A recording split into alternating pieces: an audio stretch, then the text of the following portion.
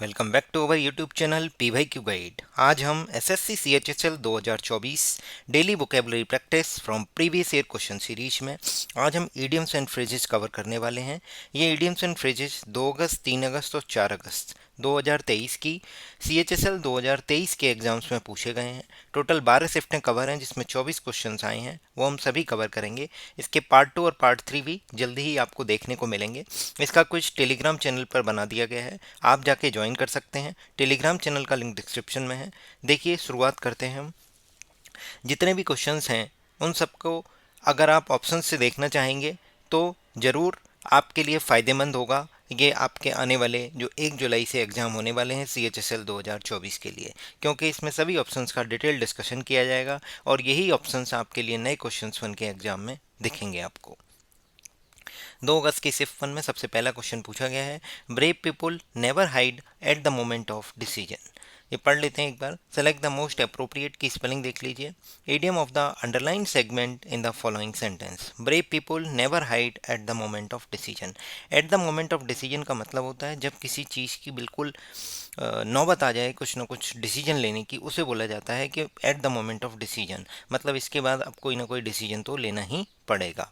जैसे when the crunches comes, जैसे कि आप देख रहे हैं दिल्ली में पानी भर चुका है, पूरी दिल्ली में, तो अब वो मोमेंट आ गया है। इससे पहले अगर जो गटर हैं, नाले हैं, अगर उनकी सफाई हो जाती तो पानी का फ्लो बराबर बना रहता और इतनी दिक्कत नहीं आती। अब वो मोमेंट आ गया है कि हमें डिसीजन लेना ही पड़ेगा, तो उसी को बोल रहे हैं व्हेन द क्रंचेज कम्स। तो व्हेन द क्रंचेज कम्स का मतलब होता है when a situation becomes extremely serious a decision must be made. If it comes to the crunches, you and your husband do split up, you can always stay with us। मतलब आप समझिए कि कोई भी सिचुएशन जब extremely serious हो गई है, मतलब आपको डिसीजन लेना ही पड़ेगा। इफ़ और when a situation become extremely serious a decision must be made, इसका मतलब होता है when it comes to crunches. Clear हो गया। ए हेल ऑफ टाइम क्या है, बीट द क्लॉक क्या है, turn back the hands of time. तो मैं एक एक करके आपको बता देता हूँ सारे के सारे। ए हेल ऑफ टाइम मतलब बुरा समय चल रहा है, कोई डिफ़िकल्ट टास्क आ गया है या फिर एक ऑफुल टाइम चल रहा है, बहुत बुरा समय चल रहा है, हेल ऑफ टाइम। उसके बाद है beat the clock. Beat the clock का मतलब होता है किसी काम को समय से पहले कर लेना, मतलब फिनिश डूइंग समथिंग और succeed in doing something before the time allowed for doing it has ended. मतलब किसी काम को करने के लिए, एंड करने के लिए जो समय दिया गया था, आप उससे उसके समय को पीछे छोड़ दिया है, आपने समय से पहले उस काम को कर लिया है, तो उसे बोल रहे हैं बीट द क्लॉक। नेक्स्ट है turn back the hands of time. Turn back मतलब अदला बदली कर देना। जैसे मिनट हैंड, आवर हैंड 3 बज रहे हैं और कोई चाहता है कि 12 बजाने हैं, तो ये आपस में 12:15 बजाने हैं, तो ये टर्न बैक कर दिया। मतलब आप मेमोरी किसी चीज़ को रिक्रिएट कर रहे हो, रिकाउंट कर रहे हो, पास्ट की तरफ जा रहे हो, तो return to the past, recreate, recount, उसे बोलेंगे turn back the hands of time. Next आते हैं 2 अगस्त की शिफ्ट 2 पर। 2 अगस्त की शिफ्ट 2 में पूछा गया है, it is better to get less than what you want than get nothing. It is better to get less than what you want than get nothing. बेहतर है कि कुछ मिल जाए, उससे तो बेहतर ही है कि कुछ ना मिले। मतलब जो आप चाहते हैं अगर उससे कम मिल रहा है तो वो तो बेहतर है उससे कि आपको कुछ नहीं मिल रहा। तो इसका मतलब होता है half a loaf is better than none. Half a loaf is better than none, मतलब रोफ मतलब रोटी का टुकड़ा या रोटी। अगर रोटी का आधा टुकड़ा भी मिल रहा है और आपको ज़रूरत एक की है, तो वो ही बेहतर है कि आपको आधा तो मिला। It is better to accept less than one wants or expects than to have nothing at all. मतलब जितना आप उम्मीद कर रहे हो उसका अगर कुछ हिस्सा भी आपको मिला है तो वो ज़्यादा बेहतर है कि आपको कुछ नहीं मिल रहा। कुछ नहीं से कुछ तो सही बेहतर है, तो उसी को बोल रहे हैं half a loaf is better than no bread. हमारे पास बहुत सारे इडियम्स हैं, इनको देखते हैं। Waste not, want not, when there is a smoke there is a fire, a storm in a tea cup. Waste not, want not का मतलब होता है कि अगर आप किसी चीज़ को बहुत डिलीसी सॉरी बहुत केयरफुली यूज कर रहे हो, किसी भी रिसोर्सेज को, किसी भी कमोडिटी को, तो आपको किसी के आगे हाथ फैलाने की ज़रूरत नहीं पड़ेगी। इफ़ यू यूज कमोडिटी और resources carefully without extra visions, you will never be in need. तुम्हें कभी भी किसी चीज़ की आवश्यकता नहीं पड़ेगी अगर आपके पास जो रिसोर्सेज हैं उनको आप यूज कर रहे हो इस तरीके से कि केयरफुली नॉट एक्स्ट्रावेजेंसली, मतलब एक्स्ट्रावेजेंस मतलब फिजूल खर्ची नहीं कर रहे हो किसी चीज़ की, अपने रिसोर्सेज को बहुत ही मतलब दिमाग लगा के खर्च कर रहे हो, मतलब सोच समझ के खर्च कर रहे हो उसको, तो उसे बोला जाएगा कि आपको कभी भी ज़रूरत नहीं पड़ेगी किसी भी चीज़ की, तो उसी को बोला जा रहा है waste not want not. When there is a smoke there is a fire, इसका मतलब क्या है कि अगर कोई अनप्लीजेंट थिंग किसी के बारे में कही जा रही है तो इसका मतलब there is probably a good reason for it, मतलब उसके पीछे कोई ना कोई कारण ही होगा। तो उसी को बोला जा रहा है कि जहाँ स्मोक है इसका मतलब वहाँ आग तो लगी है, इसका मतलब कि कोई स्मोक आपको दिख रहा है, कोई अनप्लीजेंट थिंग्स हैं, तो उसके पीछे कोई ना कोई रीजन तो होगा ही। नेक्स्ट हमारे पास है storm in a tea cup, इसका मतलब क्या होता है, एक चाय का प्याला आया पांच लोगों के बीच, एक एग्जांपल से आपको याद करा देता हूँ। एक चाय का प्याला आया पांच लोगों के बीच और खलबली मच गई, आप ले लो आप ले लो आप ले लो। इसका मतलब आपने क्या किया, एक चाय का प्याला जो एक अनइम्पोर्टेंट थिंग है, बहुत ज़्यादा बड़ी चीज़ नहीं है, और उसके लिए आपस में क्या सिचुएशन अपसेट हो गई, लोग एंग्री हो गए, तुम ले लो तुम ले लो तुम लो, चाय ही फैल गई। A situation in which people are very angry or upset about something that is not important, मतलब लोग ऐसी चीज़ों पे एंग्री कर रहे हैं, ऐसी सिचुएशन क्रिएट कर रहे हैं, अपसेट हो रहे हैं जिसके बारे में समथिंग दैट इज नॉट, जो इम्पोर्टेंट नहीं है। नेक्स्ट देखते हैं, the new electric car cost N arm and A leg, मतलब कोई ऐसी चीज़ है, कोई न्यू इलेक्ट्रिक कार है, वो इतनी महंगी है कि उसके लिए आपको एक हाथ और एक पैर बेचना पड़े, इसका मतलब very expensive. Clear, very cheap, no gears, gears की स्पेलिंग देख लेना, needs a physical strength to drive. Next देखते हैं हमारे पास इन ब्लैक एंड वाइट, अगर ब्लैक एंड वाइट में मतलब वाइट पेपर पर अगर ब्लैक इंक से लिख रहे हैं आप, तो इसका मतलब आप रिटन में दे रहे हैं। The principal posted all the staff rules in black and white, मतलब in writing. White paper A4 sheet पे ब्लैक पेन से लिख दिया, मतलब इन राइटिंग। प्रिंसिपल की स्पेलिंग देख लीजिए, PRINCIPAL, और आप मुझे कमेंट करके बताइए, ये तो प्रधानाचार्य हो गए इस स्कूल के और या फिर किसी ऑर्गेनाइजेशन के मुख्य मेंबर, और मैं आपसे पूछ रहा हूँ PRINCIPLE क्या होता है, बताइए कमेंट करके। मैं आपको बताता हूँ हमारे एसएससी गेम चेंजर के बारे में, जो आपकी एसएससी की जर्नी को कम्प्लीटली बदल के रख देगा। आपको भी पता है मेंस में जो है 75 नंबर की जीएस है, 25 क्वेश्चन, 3 नंबर का एक क्वेश्चन है। तो आपको प्रीवियस ईयर क्वेश्चन किसी भी एग्जाम को क्लियर करने के लिए एक बैकबोन की तरह काम करते हैं, आपको ज़रूर करके जाने होंगे। आपको पता चलेगा कि एग्जाम में किस ट्रेंड पर पूछा जा रहा है, क्या पूछा गया है अब तक। तो उस सब के लिए हम आपके लिए लेके आए हैं एक वन स्टॉप सॉल्यूशन, जिसका नाम है एसएससी गेम चेंजर। इसमें आपको पिछले 15 सालों के सभी क्वेश्चंस जो एसएससी ने कराए हैं, इसमें 10,000 से भी ज़्यादा क्वेश्चंस कवर होंगे। और लेटेस्ट एग्जाम जैसे अभी एसएससी जेई का एग्जाम हुआ है 5 जून, 6 जून और 7 जून, टोटल 9 शिफ्टें हुई हैं। ये सभी एग्जाम जैसे अभी स्टेनोग्राफर सिलेक्शन पोस्ट का हुआ है, फिर CHSL का हो जाएगा, ये सभी क्वेश्चंस आपको क्विज फॉर्मेट में और बहुत ही अच्छे फीचर्स के साथ आपको हमारे एक प्राइवेट टेलीग्राम चैनल जिसका नाम है एसएससी गेम चेंजर, उसमें प्रोवाइड किए जाएंगे। इसमें आपको ज्वाइन करने के लिए 99 रुपये की फ़ीस पे करनी होगी। जून 2025 तक आपको मेंबरशिप मिलेगी। देखिए मैं आपको एक डेमो दे देता हूँ, समझा देता हूँ। जैसे आप पिंड मैसेज में जाते हैं, बहुत सारे पिंड मैसेज हैं, इन पिंड मैसेज में जाते हैं तो आपको एक नेविगेशन लिंक मिलेगी जिसमें मेंस के जी, इस पर क्वेश्चन पर क्लिक करोगे तो आपको 26 अक्टूबर 2023 के सभी क्वेश्चंस मिल जाएंगे। मेंस के कंप्यूटर के क्वेश्चंस ये भी 26 अक्टूबर 2023, इसको क्लिक करोगे आपको मिल जाएंगे। अब ये टायर 1 पे आते हैं, एसएससी CHS CGL 2023 की बात हो रही है, जो 14 जुलाई को हो गई, 17 जुलाई, 18 जुलाई, 19 जुलाई, इसी तरीके से ये पूरे के पूरे क्वेश्चंस अपलोड किए जा चुके हैं। अगर वैसे मैं एग्जाम्पल देता हूँ, अगर मैं 18 जुलाई की सिर्फ 3 पर क्लिक करता हूँ, जैसे ही क्लिक करूँगा मेरे सामने एक मैसेज ये खुलेगा, ये लिखा है 18 जुलाई की 2023, 25 क्वेश्चन हैं, एसएससी CGL 2023 टायर 1 प्रीलिम्स के क्वेश्चन हैं, शिफ्ट 3 के क्वेश्चन हैं। शिफ्ट 3 पे ही आपने क्लिक किया था, इसमें स्टार्ट और एंड का बटन है, स्टार्ट पर क्लिक करते ही आपके सामने ये पहला क्वेश्चन खुल जाएगा। इसमें हैशटैग ज्योग्राफी लगा है, इसका मतलब यह है कि अगर आप सर्च विंडो में आके, यहाँ पे सर्च विंडो होती है, ये जो है यहाँ पे ऊपर की तरफ देखेंगे तो ये 3 डॉट आएंगे, यहाँ पे सर्च विंडो पे जैसे ही आप क्लिक करेंगे तो उसमें हैशटैग ज्योग्राफी लिखेंगे तो ज्योग्राफी के सभी क्वेश्चंस आपको मिल जाएंगे। हैशटैग पॉलिटी लिखेंगे तो पॉलिटी के मिल जाएंगे, हैशटैग इकोनॉमिक्स लिखेंगे तो इकोनॉमिक्स के मिलेंगे, हैशटैग मॉडर्न इंडिया लिखिए, हैशटैग मेडिवल हिस्ट्री लिखिए, हैशटैग एंशियंट हिस्ट्री लिखिए, हैशटैग म्यूजिक लिखिए, हैशटैग डांस लिखिए, हैशटैग सीए लिखिए, सीए मतलब current affair, hashtag hashtag awards लिखिए, हैशटैग स्पोर्ट्स लिखिए। इस तरीके से सभी क्वेश्चंस आपको कैटेगरी वे में इंपॉर्टेंट टॉपिक के साथ मिलते जाएंगे। ऐसे ही आपने एंड बटन पर क्लिक करेंगे तो ये 25वें क्वेश्चन पे आप पहुंच जाएंगे।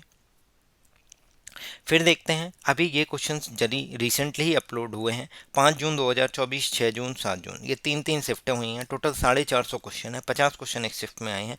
सपोज आपको 5 जून की शिफ्ट 1 पे आप क्लिक करते हैं, तो 5 जून की शिफ्ट 1 पे क्लिक करेंगे तो स्टार्ट बटन और एंड बटन दिया गया है। स्टार्ट और एंड बटन पे क्लिक करेंगे तो आपको सबसे पहला क्वेश्चन ही कंप्यूटर का है। हैशटैग कंप्यूटर डालेंगे तो कंप्यूटर के क्वेश्चन, हैशटैग स्पोर्ट्स डालेंगे तो स्पोर्ट्स के क्वेश्चन, एंड पर क्लिक करेंगे तो 50वां क्वेश्चन आपके सामने खुल जाएगा। अब मैं आपको बताता हूँ, ये आपके लिए काफ़ी महत्वपूर्ण है, काफ़ी फ़ायदेमंद होने वाला है हमारा SSC game changer.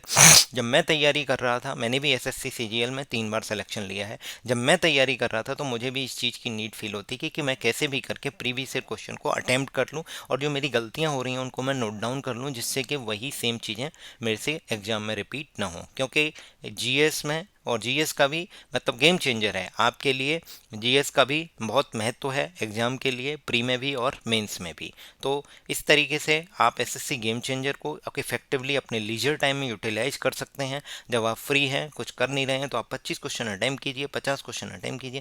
10 minute 15 minute में आप क्वेश्चन अटैम्प्ट कर लेंगे। जो क्वेश्चन गलत हो रहे हैं उनको नोट डाउन कर लीजिए और अपने उन टॉपिक्स पर मेहनत कीजिए। कुछ नहीं करना है, लूसेंट पढ़नी है, लूसेंट ही पढ़ते जाइए, आपका सिलेक्शन हो जाएगा। 85 95 33 10 16 8595331016 इस नंबर पे आप गूगल पे या फ़ोन पे कर सकते हैं। 99 रुपये का आपको पेमेंट करना होगा। और इसी नंबर पे टेलीग्राम चैनल पे, इसी नंबर के टेलीग्राम पे आपको, इसी के टेलीग्राम पे एक मैसेज करना होगा अपने स्क्रीनशॉट के साथ, अपना मोबाइल नंबर और name,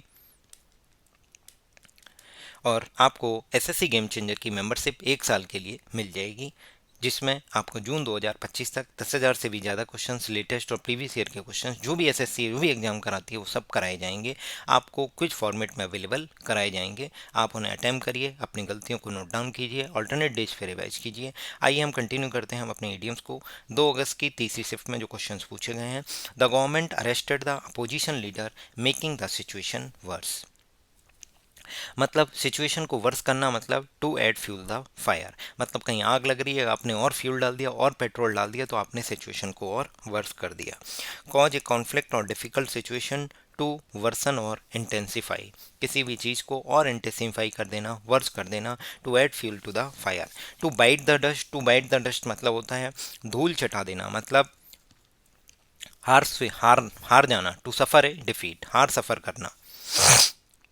to cast pearls before a swine, swine मतलब सुगर हुआ, सुगर के आगे अगर मोती डाल दोगे तो इसका मतलब इसके आगे कोई उनकी इंपॉर्टेंस नहीं है। तो देख लेते हैं, to cast pearls before a swine मतलब to give offer something valuable to someone who does not understand its value. सूरज के आगे मोती की, सुगर के आगे मोती की क्या वैल्यू है? पिक के आगे अगर मोती डाल दोगे तो उसके आगे क्या है, मतलब जो उसकी वैल्यू नहीं समझता है, उसको अंडरस्टैंड नहीं करता है उसकी वैल्यू को, उसके आगे कोई वैल्यूएबल थिंग्स रख देना, उसे बोला जा रहा है cast pearls before swine. Next हमारे पास वर्ड था एक, to be on the last leg. To be on the last leg का मतलब वेरी टायर्ड और नियर टू डेथ, उसे बोला जाएगा लास्ट लेग पर हो आप, मतलब a person who is on their last leg मतलब इज वेरी टायर्ड और near to death. Next question हमसे पूछा गया है, Bharat is a skilful achiever. सबसे पहले स्किलफुल की स्पेलिंग देखिए, SKIL होगा, FUL होगा, डबल एल नहीं होगा, ध्यान रखिएगा, एक एल आएगा। Skilful achiever, so he hits the nail on the leg, hits the nail on the leg. तो आपको बता देता हूँ, hits the nail on the head होता है। आपने देखा होगा कभी कभी कुछ लोगों को कोई चीज़ याद नहीं आती तो वो सर खुजाने लगते हैं नाखूनों से, जिससे कि उन्हें एग्जैक्टली कोई चीज़ याद आ जाए। तो hit the nail on the leg का मतलब है, ऑन द हेड का मतलब होता है find exactly the right answer, find exactly the right answer. तो यहाँ पे आंसर क्या हो जाएगा, hit the nail on the head. ये टॉप नहीं होता, न शोल्डर होता, न होल होता, कुछ भी नहीं है, तो इसका करेक्ट आंसर क्या है, D, hit the nail on the head. Achiever क्या होता है, जिसने कोई सक्सेस अचीव कर ली हो एक स्पेसिफिक लेवल तक और हाई लेवल तक, उसे बोला जा रहा है अचीवर। नेक्स्ट हमारे पास क्वेश्चन 2 अगस्त की चौथी शिफ्ट के हैं। इसमें है play it by year. Play it by ear का मतलब होता है आप कोई म्यूजिक बजा रहे हो, केवल कान में आपने ईयरफोन लगाए हैं और गाना गा रहे हो, मतलब आप बिना रिहर्सल के कोई काम कर रहे हो। मतलब आप कोई गाना गा रहे हो तो उसे पढ़ के नहीं गा रहे हो, आप डायरेक्ट गा रहे हो। मतलब आपके कान में जो सुनाई दे रहा है उसी को आप प्ले कर रहे हो, उसी को बोल रहे हो। तो प्ले समथिंग बाई ईयर का मतलब होता है perform music without having to read from a score. मतलब प्ले इट बाई ईयर का मतलब to decide how to deal with the situation as it develops rather than acting according to the plan made earlier. मतलब कोई भी situation जैसी arise होगी उसी के हिसाब से काम करेंगे, कोई पहले से प्लान करके नहीं चलेंगे। इसी को बोलते हैं play it by year. Perform without any rehearsal. Rehearsal का मतलब होता है ए प्रैक्टिस और ए ट्रायल परफॉर्मेंस और ए प्ले और other work for later public performance. एक आपकी पब्लिक परफॉर्मेंस बाद में होने वाली है, उससे पहले आप जो ट्रायल कर रहे हो, जो प्रैक्टिस कर रहे हो, उसी को बोल रहे हैं रिहर्सल। REHEARSAL स्पेलिंग सबकी देखती जाइए, काफ़ी इंपॉर्टेंट होने वाली हैं। प्ले इट बाई ईयर का मतलब आपको समझ में आ गया। मतलब आप किसी भी सिचुएशन में तुरंत तभी एक्शन लोगे, उससे पहले कोई भी चीज़ प्लान करके नहीं चल रहे हो। उसी लिए लिखा गया है to decide how to deal with the situation as it develops rather than acting according to the plans made earlier. Obey the rules blindly, act as suggested, discontinue impulsively. Impulsively का मतलब क्या है?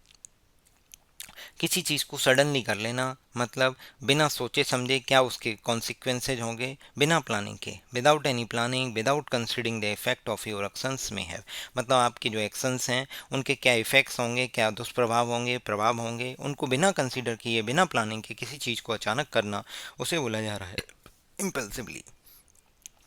नेक्स्ट हमारे पास word है Anshu is a dedicated guy always ready to fill in the blanks for the betterment of company. तो उसके लिए बोला जाएगा गो टू एक्स्ट्रा माइल। मतलब आपको एक माइलस्टोन दिया गया है कि यहाँ तक काम करना है, जैसे 5 बजे तक काम करना है, आप 6 बजे तक काम। आपको बोला गया कि भैया डेटा एंट्री ऑपरेटर को बोला गया भैया 5 पेज डेटा एंट्री करने हैं, उसने 10 पेज कर दिया। इसका मतलब वो एक एक्स्ट्रा माइल काम कर रहा है। मतलब फॉर द मतलब willing to make a special effort to do और अचीव समथिंग। तो उसे बोला जा रहा है मतलब कंपनी के बेटरमेंट के लिए वो अपने स्पेशल एफर्ट लगा रहा है, जिससे कि वो कंपनी आगे उसका टर्नओवर बढ़े, अचीव करे कुछ अच्छा। तो उसे बोला जा रहा है गो टू एक्स्ट्रा माइल। मतलब if you say that someone is willing to go extra mile, you mean that they are willing to make a special effort to do और अचीव समथिंग। क्लियर। अब हमारे पास next word है snug as a bug in a rug. Snug as a big in a rug. देखिए snug क्या है, bug क्या है और रग क्या है, इससे आपको पूरा मीनिंग समझ में आ जाएगा। स्नग का मतलब होता है फीलिंग वार्म, कंफर्टेबल और प्रोटेक्टेड। बग मतलब कोई बैक्टीरिया है, माइक्रो ऑर्गेनिज्म है जो हार्मफुल है। रग मतलब होती है जो जो क्या बोलते हैं उसको, कोई कारपेट है जो फ्लोर पे बिछाई जाती है। A floor covering a thick woven material animal skin typically not extending entire floor. मतलब कोई भी कारपेट बिछा देते हैं, उसी को रग बोल रहे हैं। अगर इस रग पे एक बग चिपक जाए, इस रग पे एक बग चिपक जाए तो वो तो कंफर्टेबल पोजीशन में आ जाएगा ना। तो इसी को बोला जा रहा है in extremely comfortable position as snug as a bug in a rug. Next है lose his marbles. Lost his marbles का मतलब होता है आपकी जो मार्वल्स हैं, जैसे बचपन में लोग कंचे खेलते थे बच्चे, तो अगर उनके कंचे खो जाते थे या टूट जाते थे तो वो क्या पागल हो जाते थे। टू बिकम इनसेन, ढूंढ रहे हैं उनको, मिट्टी में ढूंढ रहे हैं, रेतों में ढूंढ रहे हैं, तो उसी को बोल रहे हैं टू बिकम इनसेन। इनसेन मतलब पागलों की तरह ढूंढना, पागल हो जाना। Rain on his parade. आपने प्लान किया कि कर्तव्य पथ पे कल परेड होने वाली है, 26 जनवरी है, बट रेन आ गई अचानक से तो परेड का प्लान कैंसिल हो गया। तो मतलब to do something that spoil someone's plan. मतलब किसी के प्लान को स्पॉइल कर देना, उसी को बोला जा रहा है रेन ऑन समवंस परेड। 3 अगस्त की फर्स्ट शिफ्ट की बात करते हैं। मेमोरी लाइक है सीप। सीप क्या होती है? एक चलनी होती है, छलनी होती है या चलनी, जो भी बोलें। अगर इसमें कुछ चीज़ छान देंगे तो इसको अगर बाद में कोई और व्यक्ति देखना चाहे कि इसमें क्या छाना गया तो पता नहीं चलेगा। या इसी चलनी से पूछा जाए कि भाई क्या छाना गया था, क्या आपके द्वारा यूज किया गया, तो आपको पता नहीं चलेगा, इसको पता नहीं चलेगा। तो उसको बोल रहे हैं मेमोरी लाइक ए सीप, मतलब poor memory. Being healthy, feeling ill, remembering everything. You forgot things very easily, तो उसे बोला जा रहा है memory like a sieve. Spelling जरूर याद रखिए, SIEV। एग्जाम में आपको SEIV लिख देगा और सब गलत हो जाएगा। नेक्स्ट देखते हैं मोस्ट अप्रोप्रिएट ईडियम बताना है। The candidate blame the persistent traffic jam as a reason for his being late and the interviewer believed him though he was not convinced. मतलब होता है कि आपने किसी को विश्वास दिलाने की कोशिश तो की है बट वो कन्विंस नहीं हुआ है, तो उसे बोल रहे हैं give the benefit of doubt. मतलब आपको डाउट है बट फिर भी उसको बेनिफिट दे रहे हो, उसे बोला जा रहा है believed him through he was not convinced. देख लेते हैं। Give the benefit of doubt मतलब to believe something good about someone rather than something bad when you have the possibility of doing either. मतलब आपके पास गुड और bad दोनों चीज़ों की पॉसिबिलिटी है, मतलब सोचने की या फिर कंसिडर करने की, बट आप उसकी गुड थिंग ही कंसिडर कर रहे हो, उसे बोला जा रहा है give the benefit of doubt. मतलब जो कैंडिडेट है जो परसिस्टेंट ट्रैफिक जाम का बहाना बना रहा है कि मैं लेट हो गया इस वजह से, इंटरव्यूअर विश्वास कर रहा है बट कन्विंस नहीं हुआ है, उसी को बोल रहे हैं give the benefit of doubt. Change his tune, change his tune का मतलब होता है एक्सप्रेस वेरी डिफिकल्ट ओपिनियन और behave in a very different way. मतलब आप अपना जो ट्यून है वो चेंज कर रहे हो, मतलब आप किसी भी चीज़ को एक डिफरेंट वे में बिहेव कर रहे हो या अपनी ओपिनियन को डिफरेंट वे में एक्सप्रेस कर रहे हो, उसे बोला जा रहा है चेंज वंस ट्यून। नेक्स्ट है डोंट जज the book by its cover. मतलब डोंट जज अब मतलब किसी चीज़ को देख के जज नहीं करना चाहिए। इफ़ यू शुड नॉट जज समवन और something based on what you see outside only on what you perceive without knowing the full situation. मतलब बिना सिचुएशन को जाने आप किसी भी चीज़ को देख के बाहर से समझ के अगर आप जज कर रहे हो तो वो नहीं करना चाहिए। नेवर जज a book by its cover until unless आप उस सिचुएशन को समझेंगे, तब तक आप उसको जो परसीव करेंगे उसी के हिसाब से डिसीजन लेने हैं। डोंट जज a book by its cover. अगला क्या था, to err is a human and to forgive is divine. देखिए हर इंसान गलती करता है बट जो क्षमा कर देता है वो एक भगवान की तरह है, उसे बोला जा रहा है all people commit sin and mistake. इसका मतलब ये है एर मतलब मिस्टेक होती हैं, फॉरगिव आप क्षमा कर रहे हो, God forgives them and people are acting like a god like divine way when they forgive. जब लोग गॉड लाइक के बिहेव करते हैं, डिवाइन की तरह बिहेव करते हैं, मतलब वो आपको क्षमा कर देते हैं। सभी पीपल कमिट करते हैं, मतलब सिंस मतलब उनसे गलतियां होती हैं। तो to err is human to forgive is divine. तो इस तरीके से हमने ये सारे कर लिए। नेक्स्ट हमारा है 3 अगस्त की दूसरी शिफ्ट पे मूव करते हैं। इसमें बोला गया है बाइट द बुलेट। इससे पहले हमने किया था bite the dust. Bite the dust का मतलब धूल चटाना, टू सफर अ डिफीट। अगला था बाइट द बुलेट, मतलब बॉर्डर पर जो आर्मी पर्सन है वो गोली खाने के लिए तैयार हैं, मतलब डिफ़िकल्ट सिचुएशन को फेस करने के लिए रेडी हैं। To suffer a something difficult unpleasant और पेनफुल, उन्हें पता है कि यहाँ पे गोली लगेगी, लड़ाई होगी, बट फिर भी वो क्या है, बाइट द बुलेट, गोलियां खाने के लिए तैयार हैं। मतलब इसका मतलब ये है to force yourself to do something unpleasant or difficult, to be brave in a difficult situation. Difficult situation है उन्हें पता है बट भी फिर भी वो अपनी ब्रेवली उसको मतलब फेस कर रहे हैं, काउंटर कर रहे हैं। To force yourself to do something unpleasant or difficult, to be brave in a difficult situation, उसे बोला जाएगा bite the bullet. To take a risk, to enjoy something immensely. Immensely का मतलब होता है to a great extent or extremely, मतलब बहुत ज़्यादा एक्सट्रीम तरीके से, ग्रेट एक्सटेंट मतलब बहुत ज़्यादा एक्सट्रीम तरीके से इन्जॉय करना, to enjoy something immensely. To endure a painful situation, endure का मतलब सफ़र करना, सहना अनप्लीजेंट सिचुएशन को। To criticise someone harshly, criticise तो मतलब निंदा करना हो गया, हार्सली का मतलब बहुत बुरी तरीके से, अनप्लीजेंटरी रफ मैनर में किसी को डांटना, क्रिटिसाइज करना, वो है। नेक्स्ट है हमारे पास Aurangzeb the famous Mughal ruler found that he had caught someone more powerful than him in the form of brave Maratha Shivaji. मतलब औरंगजेब जो फेमस मुगल रूलर है उसको बाद में पता चला कि उसने जिसको गिरफ्तार कर लिया है वो कोई और नहीं, वो ब्रेव मराठा शिवाजी हैं जो उसके लिए प्रॉब्लमेटिक हो सकते हैं। तो आपको बताया था इसका मतलब होता है कैचिंग ए टार्टर। कैचिंग ए टार्टर का मतलब होता है टू डील विद समवन और something that proves unexpectedly troublesome और powerful.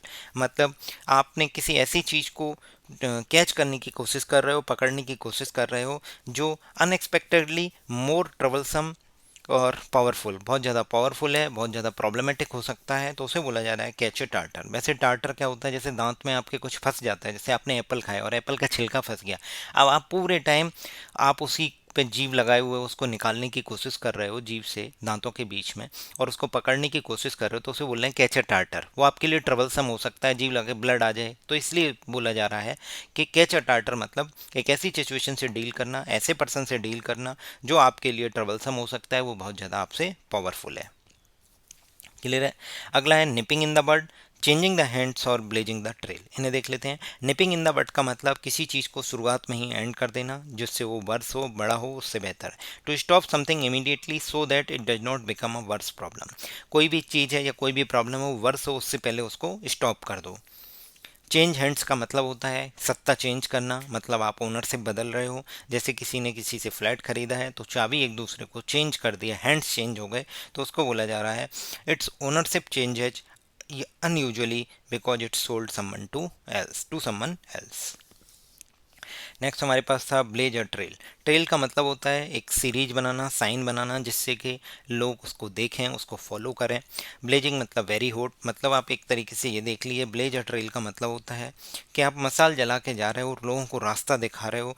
To be the first one to do something or to show others how to do it. मतलब आप लोगों के लिए एक पायनियर का काम कर रहे हो, किसी चीज़ को सबसे पहले स्टार्ट कर रहे हो। To be the first one to do something and to show others how to do it, उसे बोला जाएगा ब्लेज और ट्रेल। आपको बता देता हूँ, हमारे Telegram channel PYQ guide official का लिंक डिस्क्रिप्शन में दिया गया है, आप जाके ज्वाइन कीजिए। यहाँ पे वीडियो आने से पहले क्विज आता है और उसमें बहुत सारे फीचर्स हैं। पिंड मैसेज में जाएंगे तो आपको अभी तक जो भी क्वेश्चंस अपलोड हो चुके हैं उनका स्टार्ट और एंड बटन के साथ शिफ्ट वाइज क्वेश्चंस अवेलेबल हैं। आप उसमें हैशटैग ईडीएम सर्च करेंगे या हैशटैग सिनोनिम्स सर्च करेंगे, हैशटैग एंटोनिम सर्च करेंगे, तो आपको इस तरीके से सभी क्वेश्चंस एक साथ मिल जाएंगे जो अब तक अपलोड हो चुके हैं। तो ये जो हैशटैग ईडियम्स के नाम से क्वेश्चंस आएंगे आपके सामने।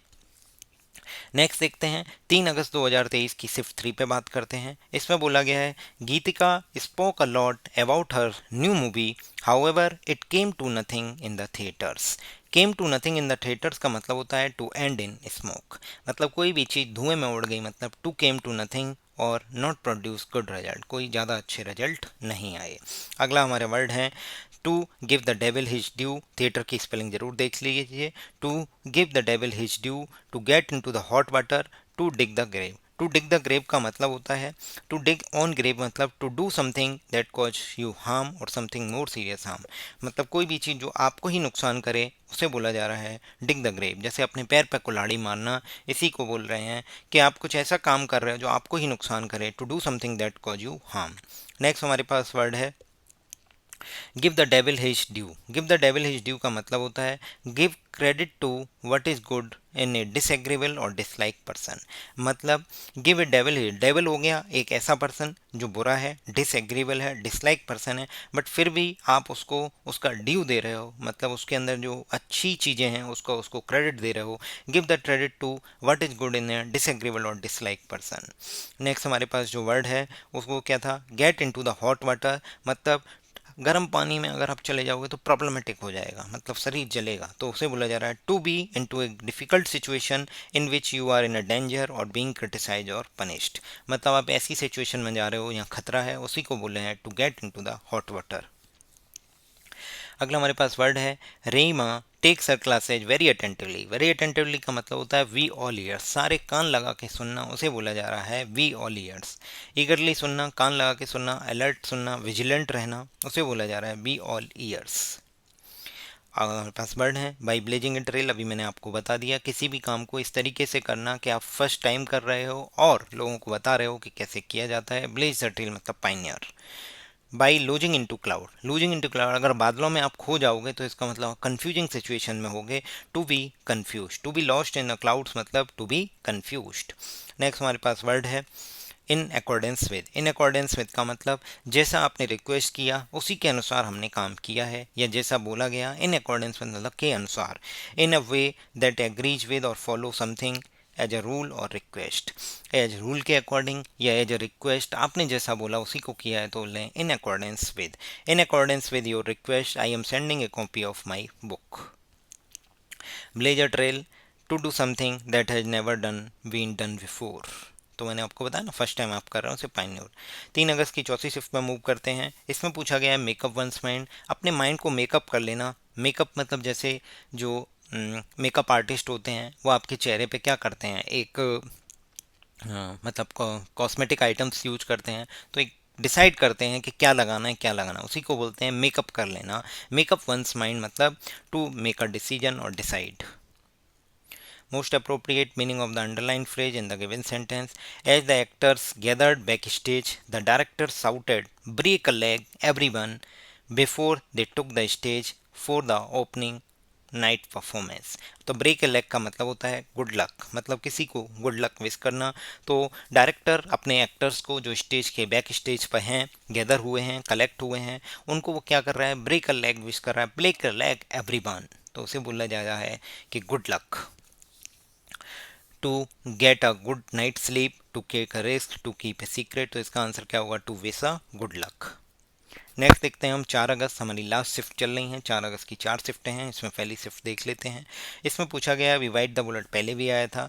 आफ्टर प्रोकास्टिनेटिंग, द प्रोक्रास्टिनेटिंग होता है, ध्यान से सुनिए, प्रोकास्टिनेटिंग नहीं है, सी आर होता है, बहुत से लोग इसमें सी ए लिख देते हैं बस, P R O C A, procrastinate नहीं, procrastinating, C R A S T I N A T. After procrastinating of weeks, for weeks, I finally had to bite the bullet and ask my boss for a raise. Raise का मतलब हो गया salary hike करने के लिए, increase in the salary. Bite the bullet मैंने आपको अभी बताया था, मतलब to do something an unpleasant और painful because it is necessary even though you would like to avoid it. मतलब आप डिफ़िकल्ट सिचुएशन को फेस कर रहे हैं, आपको पता है कि वो डिफ़िकल्ट है, आप अवॉइड करना चाहते हैं, बट फिर भी आप फेस कर रहे हैं, तो उसे बोला जा रहा है bite the bullet. To endure in a painful और difficult situation with courage and determination. अभी मैंने आपको बताया था कि जो बॉर्डर पर जो आर्मी के लोग हैं, वो उन्हें पता है कि यहाँ पे जंग होगी, गोलियाँ लग सकती हैं, बट फिर भी वो करेज और डिटर्मिनेशन के साथ डिफ़िकल्ट सिचुएशन को, पेनफुल सिचुएशन को सहने के लिए तैयार हैं। टू इंड्योर ए पेनफुल और difficult situation with courage and determination, that is bite the bullet. अब हम देख लेते हैं, बहुत सारी चीज़ें हैं। To give up easily, give up का मतलब त्याग देना होता है। टू बी इनडिसिसिव, तो इनडिसिसिव और प्रोक्रास्टिनेट एक दूसरे के सिनोनिम हो सकते हैं। आप डिसीजन ही नहीं ले पा रहे हो कि जो आपके एम्प्लॉय हैं उनकी सैलरी हाइक करनी है या नहीं करनी है, तो आप उसको प्रोक्रास्टिनेट कर रहे हो। इनडिसिसिव का मतलब भी यही है कि आप डिसीजन नहीं ले रहे हो। प्रोक्रास्टिनेटिंग का मतलब भी यही है, प्रोक्रास्टिनेट डिले और postpone the action, put off doing something यानी पोस्टपोन करना, पुट ऑफ करना, डिले करना, इनडिसिसिवनेस होना, उसे ही बोला जा रहा है कि आप प्रोक्रास्टिनेशन कर रहे हो। डिटर्मिनेशन मतलब आपके अंदर कोई फर्मनेस है, किसी पर्पज को लेके आप बहुत ज़्यादा डिटरमाइंड हो, किसी चीज़ को लेके दृढ़ हो।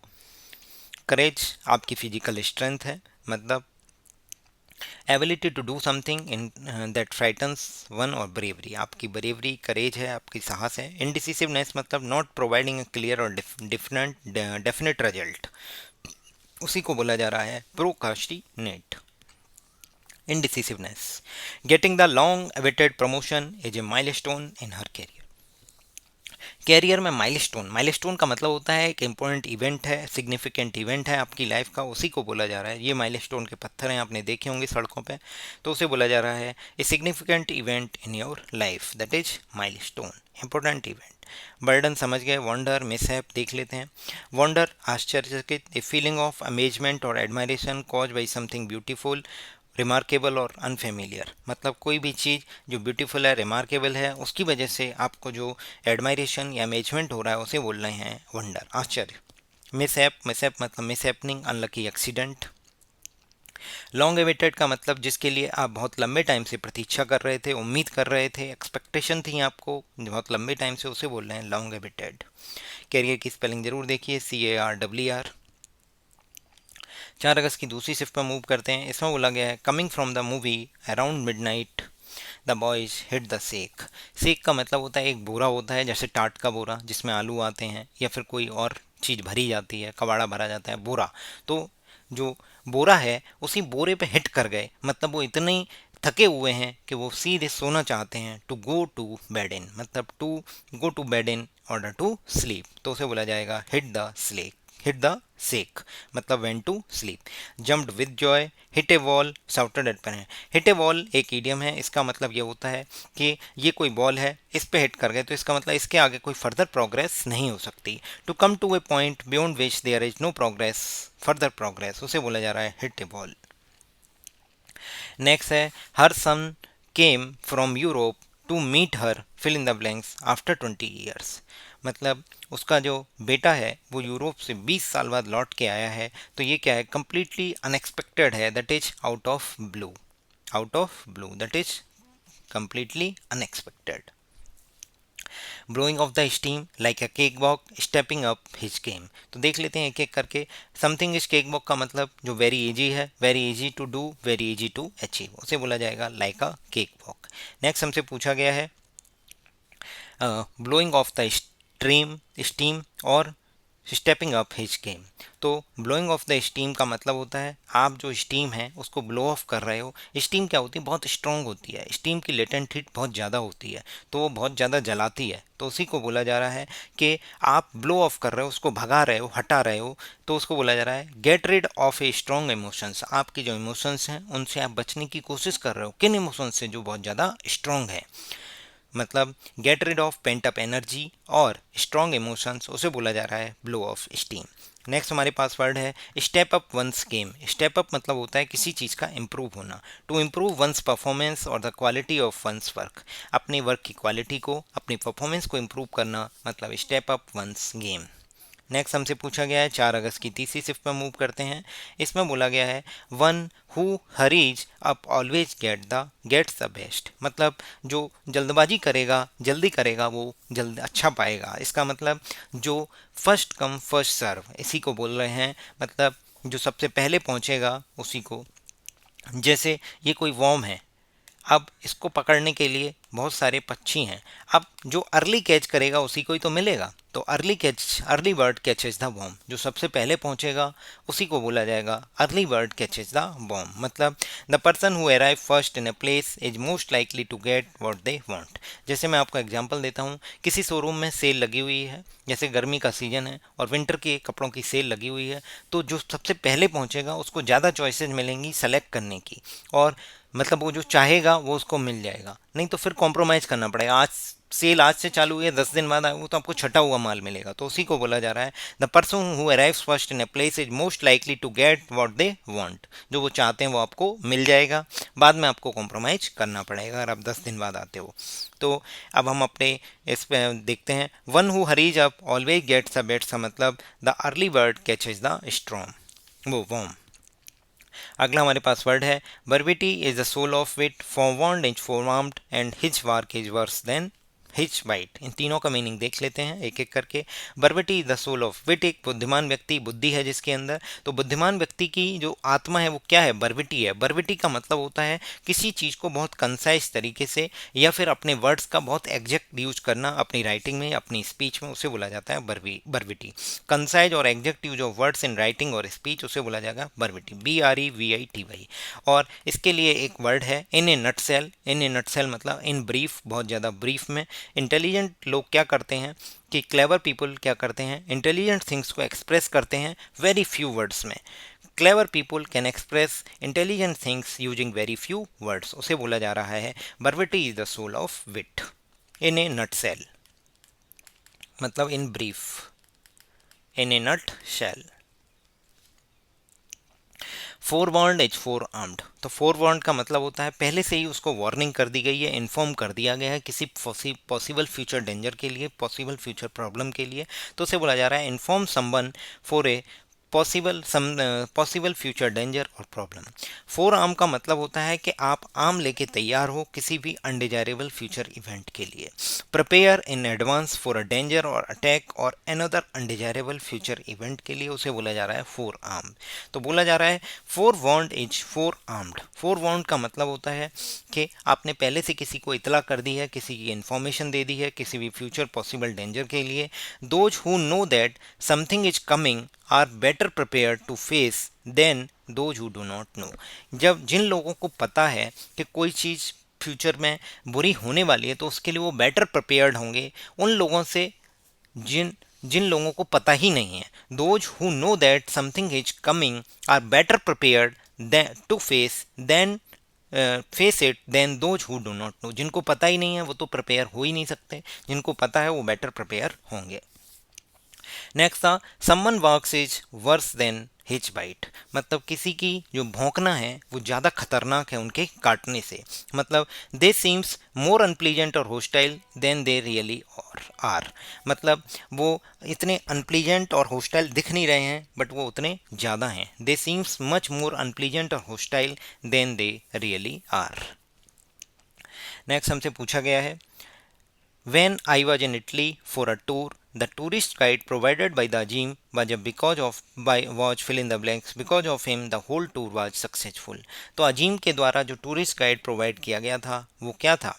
Worth his weight in gold, मतलब उसका जो वेट है वो उसकी कीमत जो है वो गोल्ड की कीमत के बराबर है। मतलब वो बहुत ज़्यादा यूजफुल था, बहुत ज़्यादा वैल्यूबल था, उसे बोला जा रहा है worth one's weight in gold, very useful, very valuable. अगले हमारे पास वर्ड है arm to the teeth, burning the midnight oil, looking for a needle in stack. तो आर्म टू द टीथ का मतलब होता है कैरिंग मैनी वेपन्स, मतलब आपने इतने आर्म्स रख लिए हैं कि वो दांतों तक दबाने पड़ रहे हैं, तो इसका मतलब आपने बहुत ज़्यादा वेपन्स कैरी किए हैं। बर्निंग द मिडनाइट ऑयल का मतलब होता है आप रातों रात मेहनत कर रहे हैं। रीड और work late into the night, उसे बोल रहे हैं burning the midnight oil.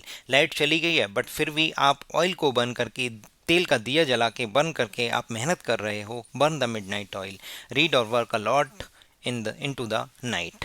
Next हमसे पूछा गया है looking for a needle in haystack. Haystack होता है सूखी घास का ढेर, जैसा कि आपको फोटो में दिख रहा होगा।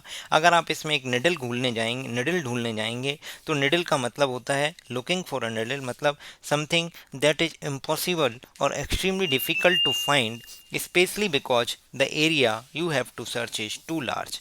मतलब आप कुछ ऐसी इम्पॉसिबल और डिफिकल्ट चीज़ को फाइंड करने की कोशिश कर रहे हो, जैसे कि एक बहुत बड़े एरिया में एक छोटी चीज़ ढूंढ रहे हो, तो उसे बोला जा रहा है समथिंग दैट इज इम्पॉसिबल और extremely difficult to find specially because the area you have to search is too large. Next हम 4 अगस्त की चौथी शिफ्ट में मूव करते हैं, ये लास्ट शिफ्ट है। टेलीग्राम चैनल का लिंक डिस्क्रिप्शन में दिया गया है, आप हैशटैग ईडियम्स को सर्च कीजिए, हैशटैग ईडियम्स IDIOMS।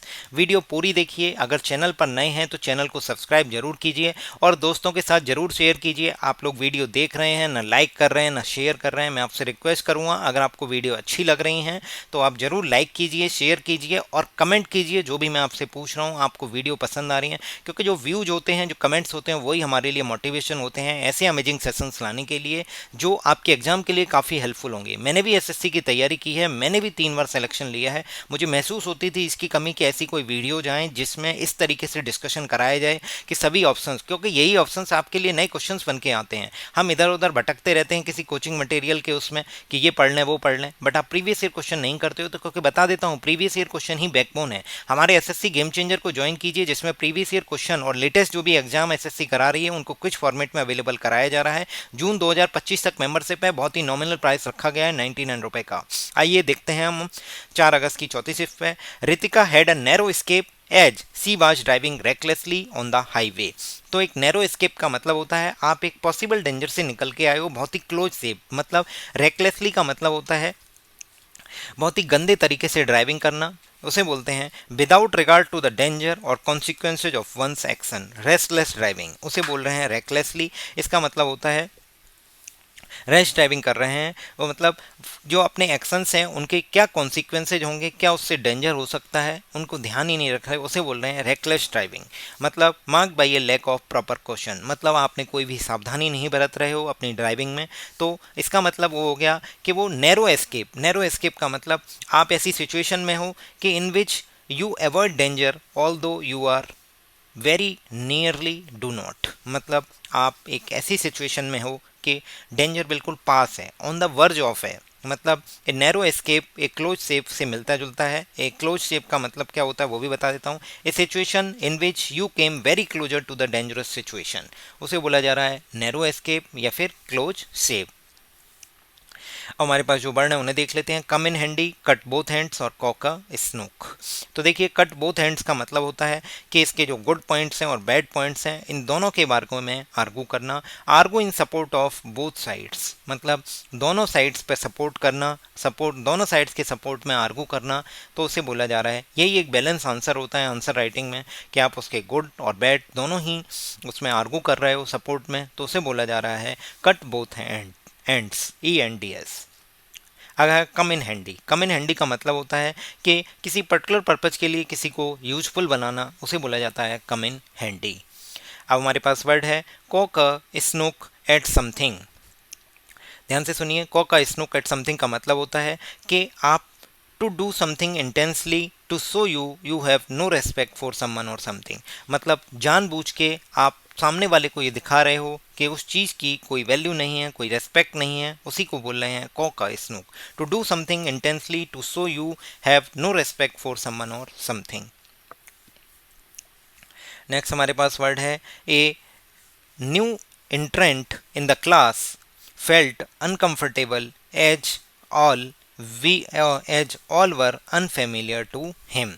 तो एंट्रेंट मतलब जो नया बंदा आया है क्लास में, वो अनकंफर्टेबल फील कर रहा है इस तरीके से जैसे एक मछली को पानी से बाहर निकाल दोगे तो वो मर जाएगी। मछली जल की रानी है, बाहर निकालो तो मर जाएगी, तो उसी के बना है a fish out of water. इसका मतलब होता है अनकंफर्टेबल, मतलब वो एक अनकंफर्टेबल सिचुएशन में आ जाएगी, तो इसी को बोल रहे हैं फिश आउट ऑफ वाटर। इसका मतलब if you feel like a fish out of water you do not feel comfortable और relax because you are an unusual and unfamiliar situation. Left out in cold, बाहर ठंड पड़ रही है, दिसंबर का महीना है, कड़ाके की ठंड में किसी को बाहर छोड़ दिया है, मतलब आप इसको नेग्लेक्ट कर रहे हो, आप इसको इग्नोर कर रहे हो, तो उसे बोला जा रहा है left out in cold, neglected और इग्नोर्ड। अगला हमारे पास वर्ड है buried his hand in sand, मतलब कोई आफत आने वाली है, कोई प्रॉब्लम आने वाली है, कोई डेंजर आने वाला है, उसके लिए आप क्या कर रहे हो, आप अपना सर जो है वो रेत में दबा रहे हो, बरी कर रहे हो। इसका मतलब आप उसको पीठ दिखा रहे हो, मतलब आप उसको रिफ्यूज कर रहे हो किसी प्रॉब्लम को फेस करने के लिए, तो उसे बोला जा रहा है buries word sad in the sand, मतलब to refuse to face a problem. To refuse मतलब आप प्रॉब्लम को फेस करने के लिए रिफ्यूज कर रहे हो, मना कर रहे हो।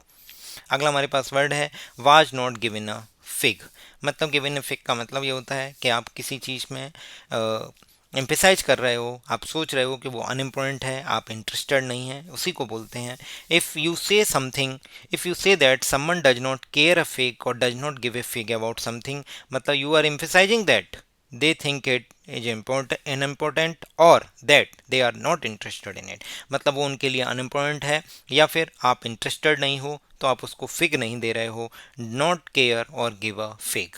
इस तरीके से हमने 2 अगस्त, 3 अगस्त और 4 अगस्त इन सभी 12 शिफ्टों के 24 ईडियम्स को देखा है। ये कहने के लिए 24 हैं, बट अगर देखा जाए तो ये कम से कम हमने 50 से 60 ईडियम्स हमने इस वीडियो में किए हैं। और मैं आपको बता देता हूँ ये ईडियम्स आपके आने वाले एसएससी CHSL 2023 और CGL 2024 के एग्जाम्स में क्वेश्चंस बन के आपको जरूर दिखेंगे। बने रहिए हमारे साथ। वीडियो आपको पसंद आ रही हैं तो लाइक करिए, शेयर करिए, और जो आपसे पूछता हूँ वो आप कमेंट करके जरूर बताइए। PYQ गाइड ऑफिशियल चैनल का लिंक, टेलीग्राम चैनल का लिंक डिस्क्रिप्शन में दिया गया है, आप जाके ज्वाइन कर सकते हैं। Thank you so much. Thank you.